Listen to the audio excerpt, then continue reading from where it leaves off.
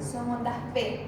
Y vean cómo las ondas P están descargando a una frecuencia cardíaca alta. Ese nodo sinusal está descargando aproximadamente a 150 latidos por minuto, pero el QRS está a 40 latidos por minuto. ¿Qué es esto? Bloqueo total. Bien, bloqueo AB total. El nodo sinusal está apurado, pero el QRS solamente contrae 40 porque esto es un ritmo bajo. Puede ser un ritmo del GIS o un ritmo nodal bajo. Bloqueo AB completo. Algo más que podemos rescatar en este electro, la morfología del QRS en B1 y B2. SR, SR. Bloqueo completo de rama derecha. Si veo este RSR en B5 o B6, es bloqueo completo de rama izquierda. ¿Ya? Frecuencia de 40, intervalo RR regular, esos son los R, QRS ancho, y todas esas son ondas P. Pero el intervalo PP es regular. O sea, el nodo sinusal está descargando. Bloqueo AB de tercer grado, esto es marcapaso. Urgente. Ya. ¿Hay onda P? Ay. No. Ahora, muchas veces en el electro, principalmente en aquellos pacientes que tienen fibrilación auricular de reciente comienzo, hacen como un aleteo, que antes le llamaban aleteo auricular o fibriloflúter auricular, porque te aparecían estas vibraciones, que son de ciertas zonas que se logran organizar de arritmia, focos arrítmicos que se logran organizar en las aurículas. Pero no tiene que hacerte confundir, porque para que tenga onda P, esa onda P tiene que tener la misma morfología, la misma forma en todos los lugares. Porque yo no puedo decir, por ejemplo, que esto es onda P, aquí tendría que ser igual. Puede ser que aquí me confunda, parece una onda P, pero esta onda P tendría que estar acá, acá, acá, acá, acá, acá, en todas las derivaciones. Si una onda P está presente, tiene que tener la misma morfología en toda la tira, ¿ya? En toda la tira, en toda esa derivación. A veces la vibración nos puede hacer confundir, pero así, a uno lo ve y ya ve los RR. ¿Cómo están los RR? Irregulares. Entonces, fibrilación auricular. Ya vimos de qué depende. ¿Bien? Ahora vamos con valvulopatías. Electros parecidos a los que vimos hoy son los que van a entrar a su examen final. Y esos 5 puntos que vimos hoy, se los vuelvo a poner. Estos 5 puntos, vamos a poner una tira de electro, va a ir estos 5 puntos, esto en blanco, y ustedes tienen que rellenar. ¿Ya? Esto es una forma como va a ser su examen final práctico. Un electro, 5 puntos, y ustedes van a rellenar la respuesta. ¿Ya? Bien. ¿Alguna duda? No, هم نمیشه نیست.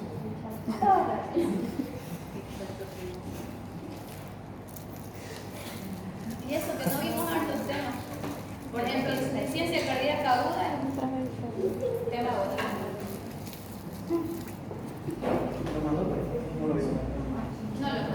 No lo mandé. Lo mandé, pero no lo vimos. Entonces va a ser al examen. Ya, bien. El tema de valvulopatías es muy general. ¿Ya? Valvulopatías es mucho más complejo, hay muchas patologías que no estoy tocando acá, pero lo estoy haciendo de forma general para que se puedan quedar con lo más básico. ¿Ya? Empezamos. Las etiologías un poquito bajas. Doutora, não pode apagar a luz? ¿Puede pasar? Sí, por favor. Mejor. Sí, mejor. Como les dije, igual las diapositivas de todo el avanzado se las voy a mandar luego. ¿Ya? Las 4 válvulas las 4 válvulas cardíacas se van a diferenciar en la sigmoidea y las válvulas auriculoventriculares. Las válvulas sigmoideas son la válvula pulmonar y la válvula aórtica. Ambas son triválvulas. Las válvulas auriculoventriculares tienen diferencias muy importantes. La mitral es bivalva, quiere decir que tiene una valva anterior y una valva posterior. En cambio, la válvula tricúspide, como su nombre lo dice, tiene 3 valvas: anterior, posterior y septal, ¿ya? El daño valvular que nos va a producir insuficiencia o estenosis puede estar asentado en la estructura que me sostiene las válvulas, por ejemplo, en la raíz aórtica o en la raíz de la pulmonar, o puede estar asentado en el aparato de sostén valvular. Por ejemplo, en las auriculoventriculares, recuerden que la válvula tiene las valvas, tiene cuerdas tendinosas. Las cuerdas tendinosas están ancladas a músculos papilares y el músculo papilar está anclado al ventrículo izquierdo o derecho, ¿ya? Entonces, todo eso es el aparato de sostén valvular. El músculo cardíaco se considera aparato de sostén valvular porque ahí están anclados los músculos papilares. Músculo papilar anterior, músculo papilar posterior. En la tricúspide tenemos un músculo papilar septal anterior y posterior. Y de cada músculo papilares salen 3 tipos de cuerdas tendinosas. Cuerdas tendinosas de primer, segundo y tercer orden. Porque la diferencia entre primer, segundo y tercer orden es dónde se van a anclar. Si se van a anclar en la cara ventricular o si se van a anclar en los bordes o en las cúspides de las valvas, ¿ya? Cualquier sitio del aparato de sostén de las válvulas puede dañarse para producirnos o estenosis o insuficiencia. El tema de hoy está basado en las guías del 2017 de valvulopatías, pero ya hay una del 2021. Hay una más actualizada que no tiene muchos cambios, por eso seguimos con ella. ¿Vale? Cuando vamos a tener un paciente con una valvulopatía, ya sea estenosis o insuficiencia, que tenga conducta quirúrgica, tenemos que hacernos ciertas preguntas. La gravedad, la etiología, los síntomas, y siempre se necesita de un equipo quirúrgico cardiológico o un equipo cardiológico que es el famoso Care Team, que va a determinar la necesidad o no de la cirugía. ¿Esto por qué? Porque una cirugía de recambio valvular, como cualquier cirugía cardíaca, tiene alta mortalidad, ¿ya? Se habla, esto por estadísticas en Estados Unidos, que aproximadamente 10 a 20% de las intervenciones quirúrgicas cardíacas son relacionadas al tema de valvulopatías. En Estados Unidos, en Latinoamérica nuestra estadística tal vez es un poco diferente, pero en Estados Unidos la principal causa de los problemas valvulares es la calcificación por envejecimiento o los problemas congénitos. Acá en Bolivia nosotros tenemos mucho de valvulopatía reumática, secuelas de valvulopatía reumática, y también hay valvulopatías congénitas como la válvula aórtica bicúspide, ¿ya? Este es el aparato de sostén que les hablaba, cuerdas tendinosas, músculos papilares anclados al miocardio. ¿Qué es una estenosis? ¿Qué es una insuficiencia? Estenosis se refiere a la incapacidad de la válvula para abrirse completamente, lo que va a dificultar el flujo anterior, o sea, de pasar de una cavidad a la siguiente. Estenosis mitral, el flujo está interrumpido de aurícula a ventrículo. Estenosis aórtica, el flujo está interrumpido de ventrículo a aorta y el resto del cuerpo. Insuficiencia se refiere a la regurgitación, al reflujo de sangre por una válvula incompetente. Es la falta de cierre de una válvula lo que permite un flujo retrógrado de la sangre. Por ejemplo, en esta imagen nosotros podemos ver una válvula sana, cerrada, en este caso puede ser una aórtica o pulmonar, y una válvula que al cerrar ya no coapta por completo y es una válvula insuficiente. Las valvulopatías pueden ser solitarias, pueden ser solo estenosis, solo insuficiencia o pueden ser mixtas. Tenemos pacientes con estenosis aórtica, por ejemplo, de grado moderado e insuficiencia aórtica de grado leve. Pueden coexistir en distintos grados de severidad. La valvulopatía puede ser aislada o puede ser con lesiones combinadas, puede haber regurgitaciones funcionales Y semiológicamente, ¿qué vamos a escuchar nosotros? Porque no la podemos ver la válvula directamente sin otro equipo, pero podemos escucharlo. ¿Cómo lo vamos a escuchar? Con los soplos. Bonito es semiología, decía mi docente, no sé por qué. Los soplos tienen una variedad dependiendo del tiempo del ciclo cardíaco, dependiendo si son estenóticos o insuficientes, dependiendo si se acompañan o no de comorbilidades, ¿ya? Existen soplos expulsivos, por ejemplo, y si uno lo grafica o lo escucha, se vería con esta gráfica. Por ejemplo, en estenosis aórtica. Los soplos regurgitantes podemos tener, recuerden que tanto sístole como diástole tienen 3 tiempos, ¿ya? Proto, meso y tele, ¿ya? Proto es el inicio, meso es el medio y tele es el final, ¿ya? Proto sistólico al inicio de la sístole, meso sistólico al medio de la sístole, tele sistólico al final de la sístole. Lo mismo en diástole, podemos tener proto, meso y tele diastólico. Y cuando un soplo se escucha en todo el tiempo, se llama holodiastólico. Ocurren los 3 tiempos. ¿Qué alteraciones secundarias por valvulopatías puedo encontrar en un corazón con este problema? Hipertrofia miocárdica, problemas circulatorios pulmonares, sistémicos o fibrosis endocárdica, ¿ya? Por ejemplo, un corazón normal o un corazón hipertrófico. Esto podría ser en el caso de una estenosis aórtica. Vamos repasando un poco de las valvulopatías. En Latinoamérica, una causa muy frecuente de valvulopatía mitral y aórtica es la fiebre reumática. Esta enfermedad infecciosa hace que nuestro sistema inmune ataque la válvula mitral y este daño que se produce a nivel de la válvula mitral va haciendo que ésta vaya engrosando, fibrosando y calcificando con el tiempo.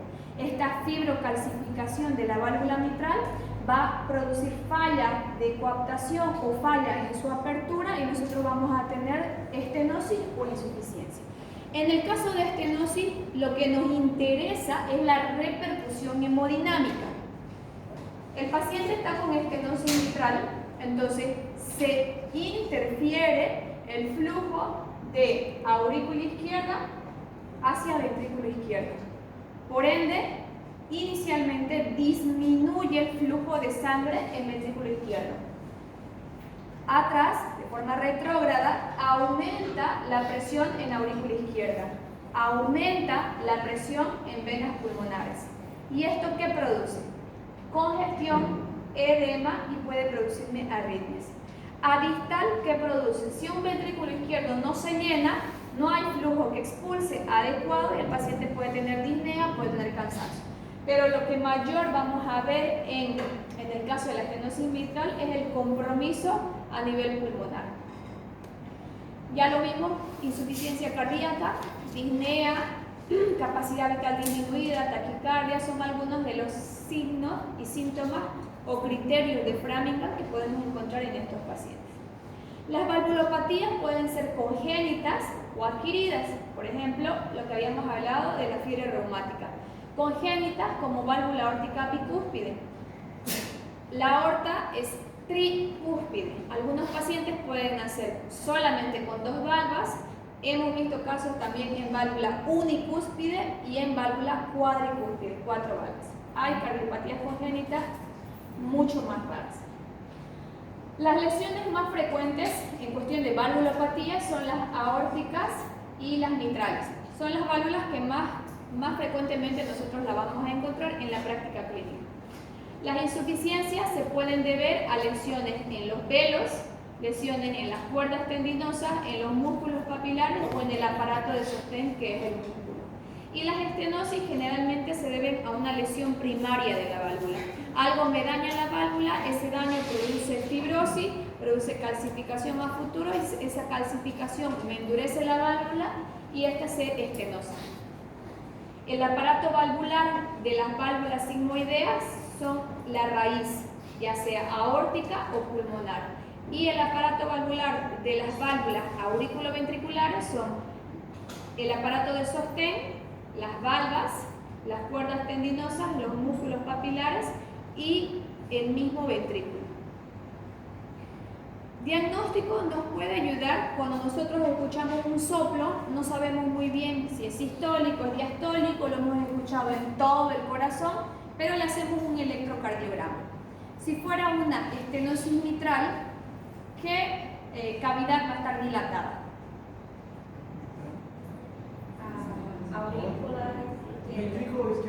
Aurícula izquierda.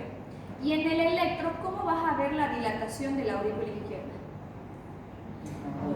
Va a ser positiva y negativa a la vez. La primera porción es de aurícula derecha. Esta es una onda P normal, ¿ya? La primera porción de la onda P se da por la despolarización de la aurícula derecha. La segunda porción es la despolarización de la aurícula izquierda. Una aurícula izquierda dilatada tiene mayor territorio para despolarizarse. Si tiene mayor territorio para despolarizarse, aumenta el tiempo. Entonces nosotros vemos un crecimiento, un crecimiento en tiempo y en voltaje. ¿Ya? En el caso del lado derecho, tenemos una aurícula derecha normal y cuando esta crece, generalmente como estamos viendo el vector de despolarización venir desde el lado del nodo sinusal, vamos a ver un crecimiento en voltaje más que en tiempo. ¿Ya? Incluso en semiología se les ha dado el nombre cuando tenemos estas ondas P que de preferencia se ven en de 1, de 2 y a ver, en esas derivaciones hay que buscarla esta morfología. ¿Ya? En semiología se le ha dado el nombre de onda P pulmonar y onda P mitral. Si ustedes ven alguna de estas características, pueden sospechar que esto es una valvulopatía mitral, ya sea estenosis o insuficiencia. Y esto, una valvulopatía tricuspide, ya sea estenosis o insuficiencia. ¿Ya? Con electro, ustedes pueden intentar hacer un diagnóstico más certero. En este electro, por ejemplo, aunque no sé por qué se ve tan mal, pero la onda R en B6 tiene 32 milímetros y la onda S en B1 tiene 16 milímetros. La sumatoria de estos dos nos da un Sokolov positivo. Sokolov es la sumatoria de S en B1 o S en B2 más la R en B5 o la R en B6. Si nos da más de 35 milímetros, la sumatoria de estos dos es muy sugestivo de que hipertrofia ventricular izquierda. Hipertrofia ventricular izquierda. ¿Y en qué pacientes ustedes podrían sospechar qué patología que tenga este electro? Estenosis aórtica, muy bien. Hipertensos crónicos mal controlados, también. ¿Ya? El ecocardiograma generalmente hasta por ahora sigue siendo el gold estándar para diagnóstico de valvulopatías, tanto para diagnóstico como pronóstico. En pronóstico hablamos de a qué paciente lo vamos a mandar a cirugía o no, porque el tema de presiones y hemodinámica todavía no lo ha podido suplantar la resonancia magnética. La resonancia magnética nos gana un montón a la ecocardiografía. Lo único que todavía la ecocardiografía tiene la batuta es con el tema de presiones. En eco ya hemos visto muchos pacientes, las distintas ventanas que nos van a dar la anatomía cardíaca, ¿no? Por ejemplo, aurícula izquierda, valva anterior de la mitral, valva posterior, cuerdas tendinosas, músculo papilar, ápex, septum, ventrículo derecho, aorta, válvula aórtica y raíz aórtica. Y en eco lo vemos así, ¿no? Esta misma imagen, esta, lo vemos así. Entonces nos ayuda bastante a ver anatomía con detalle. Distintos ejes cortos. Acá estamos viendo músculos papilares. Acá estamos viendo válvula mitral y este eje corto es de grandes vasos. Indispensable para hacer diagnóstico, por ejemplo, de una válvula aórtica bicúspide. Una válvula aórtica bicúspide vamos a ver acá en la apertura que no tiene las 3 valvas, sino que tiene 2. Entonces nos ayuda bastante con el diagnóstico. Planos apicales, 4 cámaras, 5 cámaras. Aurícula izquierda, derecha, ventrículo izquierdo, ventrículo derecho. Es evidente que cavidades izquierdas son más grandes que las cavidades derechas. Y tracto de salida, válvula aórtica. 2 cámaras y 3 cámaras. ¿Bien? Y así lo vemos en movimiento. Válvula mitral, valva anterior, valva posterior, septum interventricular, pared posterior, válvula aórtica, ventrículo derecho. Eso brilloso, ¿qué es? Pericardio. Muy bien. ¿Bien? Las causas más comunes de estenosis mitral a nivel Latinoamérica por ahora sigue siendo la cardiopatía reumática. La insuficiencia mitral, lo más frecuente es que sea por degeneración mixomatosa en el caso de los prolapsos. La estenosis aórtica, principalmente por calcificación de las válvulas, que son las esclerodegenerativas por la edad, y menos frecuente, pero no así menos importante, las bicúspides. Y de la insuficiencia aórtica generalmente se da por dilatación de la raíz aórtica o aorta ascendente, por hipertensión o por envejecimiento, y en algunos casos en pacientes con síndrome de Marfan. Los pacientes con síndrome de Marfan hacen una colagenopatía que pierde el aparato de sostén de la raíz aórtica y se va dilatando. El área, para todas las válvulas se maneja las áreas valvulares, la medida en abierto de la válvula. ¿Cuánto mide esta válvula abierta? Una válvula aórtica normal es mayor a 3. Y cuando ya esta empieza a estenosarse, tenemos grados de severidad: leve, moderado, severo. Leve, cuando está entre 1.5 y 2.5, moderado entre 1 y 1.5 y severo cuando es menor a 1. La valvulopatía aórtica, ahora, la estenosis aórtica se ha visto muy frecuente porque ya nuestra esperanza de vida ha ido aumentando, ¿no? La calidad de vida en los últimos años ha mejorado y ahora tenemos pacientes más añosos, con más edad. Si no me equivoco, la esperanza de vida ahora en Latinoamérica de forma general creo que está en los 63 años. Hace 10 años no llegaba ni a 52, 54. Entonces ha aumentado bastante, pero por eso ahora tenemos enfermedades asociadas al envejecimiento. Y una de estas es la estenosis aórtica. ¿Ya? En esta imagen post-mortem podemos ver una válvula aórtica con placas de calcio. Cuando ustedes lo descarguen lo van a ver mejor. Aquí se muestra muy amarillo, pero no es tan amarillo, es más nacarado. Pero se ven así como cúmulos de grasa blanquecina con bordes amarillentos. Esto hace que la válvula se vaya estenosando. Pero a pesar de que se ve la válvula, si es post-mortem, si estamos viendo desde la cara ventricular, tendría que ser válvula coronariana derecha, coronariana izquierda y no coronariana. Cardiopatías congénitas.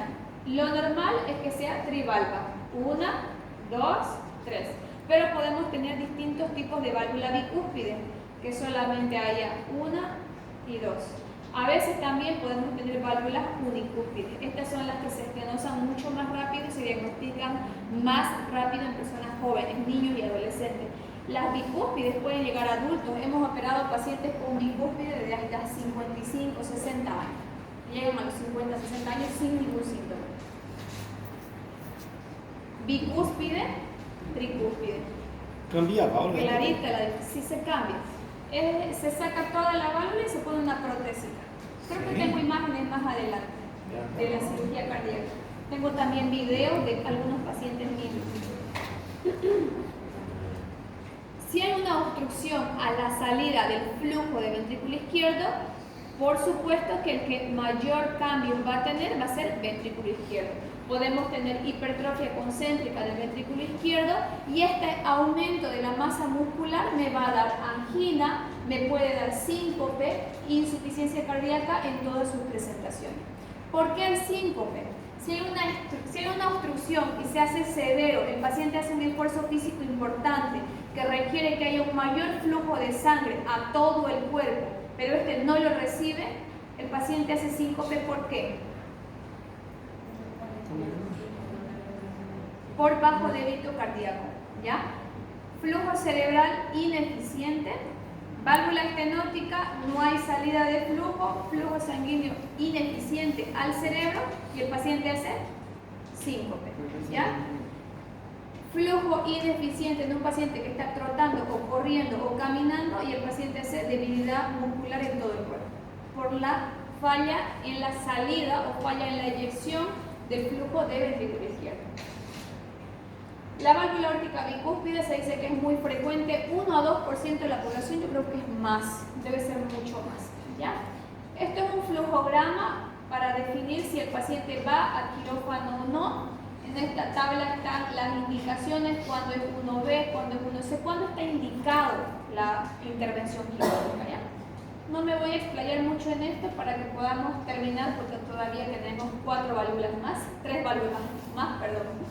La insuficiencia aórtica puede estar causada por enfermedades primarias de las cúspides o por anomalías en la raíz aórtica, como por ejemplo el síndrome de Marfan. Las valvulopatías las enfermedades que me van a producir una valvulopatía aórtica de forma directa son la endocarditis, la enfermedad reumática o la disección aórtica. En el caso de insuficiencia, nosotros vamos a tener los casos agudos, por ejemplo, en endocarditis infecciosa, y los casos crónicos, por ejemplo, en válvulas aórticas bicúspides o en Marfan o en enfermedad reumática de larga data. Estos son los distintos tipos de disección aórtica. Disección es cuando se rompe la pared de la aorta, ya sea en su porción ascendente, callado o descendente. Esa disección puede llegar incluso a aorta torácica o aorta abdominal. Y ahí tenemos universalmente 2 clasificaciones, que son la de Beckey y la de Stafford, por conocimiento general. En eco, ¿cómo lo vamos a ver? Vamos a ver un flujo que regurgita al salir por la válvula aórtica ineficiente. En una insuficiencia aórtica vamos a ver un exceso de retorno hacia el ventrículo izquierdo. Esta sobrecarga de volumen de forma crónica me va a producir dilatación, estrés, puede producir una hipertrofia que me puede llevar a hipoxia, angina e insuficiencia ventricular izquierda. Si el volumen disminuye, porque obviamente sale volumen y de ese volumen regurgita, vamos a tener un volumen ineficiente al cerebro y a todo el cuerpo. Esta baja eyección va a hacer que el paciente pueda presentar disnea, pueda presentar síncope y va a tener en marcha todos los mecanismos de compensación.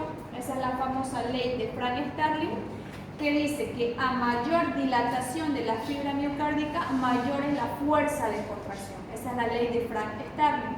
¿Esto qué hace? Me produce mayor consumo miocárdico de oxígeno y mayor deterioro de las fibras miocárdicas, ¿ya? Todo esto nos puede llevar con el tiempo a insuficiencia cardíaca. En una insuficiencia aguda es como una estenosis mitral, parecida en fisiopatología. Aumento de presiones bruscos en ventrículo izquierdo, aumento de presión brusco en aurícula izquierda no lo tolera, lo manda a los pulmones, lo manda a venas pulmonares, capilares, extravasación del líquido y el paciente presenta edema agudo de pulmón, ¿ya? Una insuficiencia aórtica aguda se comporta muy parecido a una estenosis mitral severa. Las manifestaciones clínicas agudas incluso pueden llegar a la muerte. Crónica, vamos a ir viendo todos los criterios de Framingham ir apareciendo poco a poco en las valvulopatías, ¿ya? En esto ¿qué les llama la atención en este electro? Repasemos lo que vimos hoy. ¿Es ritmo lento o ritmo rápido? ¿Ya? ¿Está regular o irregular? Regular. Regular. Bien. ¿Tiene onda P? ¿No tiene onda P? Hay una Agarremos solamente de 2. Onda P, onda P, onda P, onda P. Todos tienen onda P.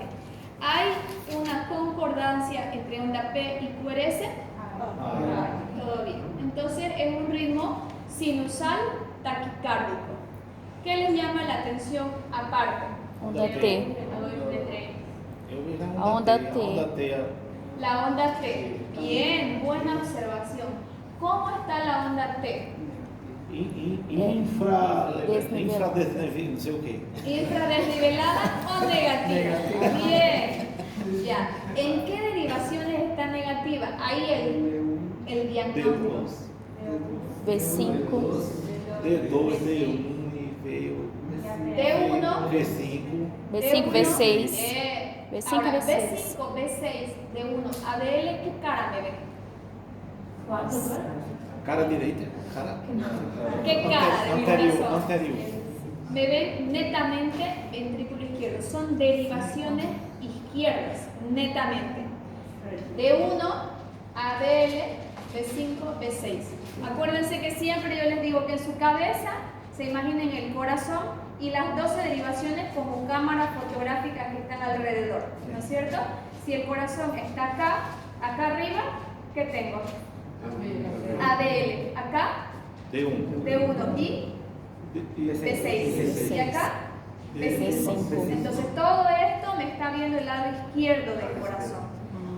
Y esto es una hipertrofia ventricular izquierda. ¿Ya? Esto lo vamos a pasar. Son las indicaciones de cirugía, ¿no? Todo el flujograma de indicaciones de cirugía. Las valvulopatías mitrales, hablando un poco de insuficiencia, son muy amplias en etiología. A veces en ecocardiograma nosotros no podemos hacer un diagnóstico fino de la etiología y por eso ponemos de forma muy general insuficiencia mitral funcional u orgánica. Funcional cuando es por dilatación del ventrículo izquierdo, ¿ya? Por una cardiopatía isquémica o por dilatación severa de la aurícula izquierda, o sea, hay algo secundario que me está haciendo esa falla de cooptación, pero la válvula está normal, la válvula está bien. Lo malo son lo adyacente, pueden ser las cuerdas tendinosas, músculo papilar o ventrículo izquierdo, ¿ya? Eso es una insuficiencia mitral funcional. El problema no está en la válvula, el problema está en lo adyacente. Ahora, la insuficiencia mitral orgánica, el problema está en la válvula, ¿ya? Puede ser degenerativa, en el caso de prolapso, flight y lowering, o enfermedad de Barlow, que produce otras características, son trastornos conectivos. Puede ser por rotura de cuerdas tendinosas, infarto, endocarditis, de etiología desconocidas que ha habido. Me acuerdo que hace 3 años quedamos todos sorprendidos porque llegó un paciente de 18 años que tuvo una ruptura de cuerda tendinosa y una insuficiencia mitral severa, ya aguda, y llegó choqueado, llegó a terapia, en edema agudo de pulmón, le hicieron el eco, era una IM severa. Y no tenía ningún antecedente, válvulas finas, no había fibrosis, no había cardiopatía congénita, no tenía ningún antecedente, era un deportista habitual, era tenista, ¿ya? Y el evento